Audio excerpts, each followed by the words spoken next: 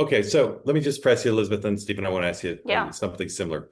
On the side of the ledger of disclosure is many of the president's allies, Laura Loomer and Steve Bannon and Charlie Kirk. They want disclosure, right? That'd be the pro-disclosure side. The president believes in transparency. He says all the time, and if he wants the story to go away, it's the oldest rule in both PR and vomiting. Yeah. Get it all out. You have some bad salmon in there. Don't throw up some of it. Get it all out. So that'd be on the disclosure side. What's on the non-disclosure side? Now, you could say he doesn't want to be talking about this, but any PR executive or advisor could tell him, if you don't want to talk about this, you just get the stuff out because this is going away. So what would be on the ledger, on the side of the ledger, saying the president should be opposed to disclosure, which he has largely been, except for fits and starts? What's on that side of the ledger?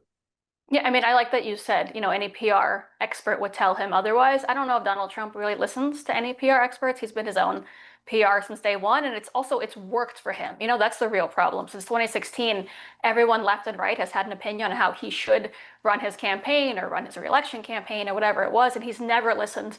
And every time people told him that he was wrong and he was going to lose his base and it wasn't going to work, that was proven to be false, and he ended up on the right side and ended up ending up reelected or in the Oval Office with more support than ever before. So I don't know if he's big on listening to PR experts. I think in his brain, he's very focused on what he's doing, and he believes the base will follow, right? I really don't think he was as in tune to that online influencer community as people think that he was.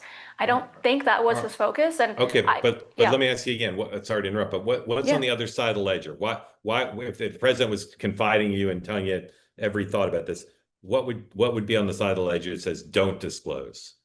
Look, I can only imagine, like you mentioned, some folks that want all the information out, and a lot of them are my friends and people I respect a lot. I can only imagine there's some kind of information that you would get once you actually became an admin official that I don't have, right? That maybe Steve Bannon doesn't have, and Laura Loomer doesn't have, and Charlie Kirk doesn't have. He must know something that we don't know, and I'm not going to sit here and assume I'm the smartest person in the room or I know everything that's going on there or anything that's in these files when I don't, right? I think I don't want to jump to suspicion because too many people do that. I don't want to jump on the Democrat side either because I know that's just because they're salivating at the idea of Donald Trump losing any members of his base, which he's not.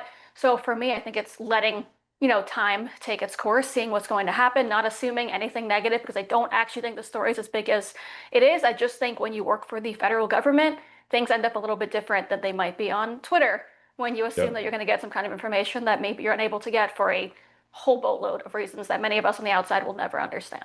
Okay, very good caution. I tell people the same thing all the time. Don't assume you know what they know and that there might be more going on. Want more great clips like that? I've got an idea. Hit the subscribe button, be part of the two-way community, never miss a clip, and you can always watch our full episodes, join them live, go to twoway.tv.